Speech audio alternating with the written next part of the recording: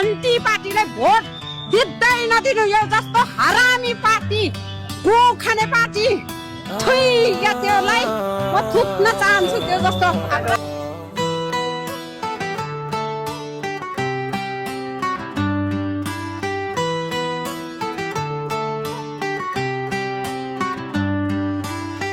गाई त बाँध्यो ढुङ्ग्रोमा मै छैन गरिबीको चमेली बोलिदिने कोही छैन गाई त बाँध्यो ढुङ्ग्रोमा मै छैन गरिबको आँसु देख्ने मान्छे यहाँ कोही छैन हुकुमवासी हनाउने भन्दै सुकुमवासीको घर भत्कायौ गरिबको गाँस बास खोसेर ठुला भाषण मात्रै छर्यौ खाते नेताको सम्पत्ति छोडी गरिबको सपना जलायौ घण्टा हल्लाउँदै सहर डुल्यौ तर दुखी मन नबुझ्यौ कति दिन बस्छस् घन्टे त घन्टा मात्रै हल्लाउँदै जनताको पीडा माथि ठुला नारा फलाक्दै आधा ग्यास तेलको भाउ बढ्यो रासन पनि महँगो भयो गरिब आमा रोड मैले सपनाको घर पनि गयो लिपुलेको कुरा चर्को भाषणमा मात्रै सुनिन्छ सीमा जोगाउने बेला आउँदा किन कदम रोकिन्छ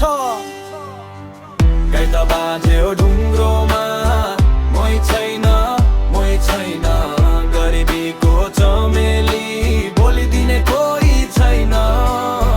झिक्क माया थियो घन्टेको भाषण प्यारो आज पछुत सारा पर गाली मन भित्र गो सारो गाई त बाँध्यो ढुङ्ग्रोमा मै छैन गरिबीको चमेली बोलिदिने कोही छैन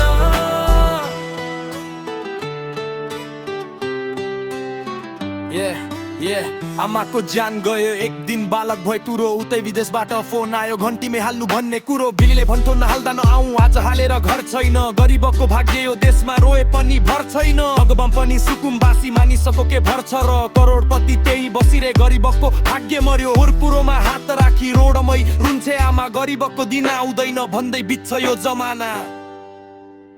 गाई त बाँध्यो ढुङ्ग्रोमा मै छैन गरिबीको चमेली बोलिदिने कोही छैन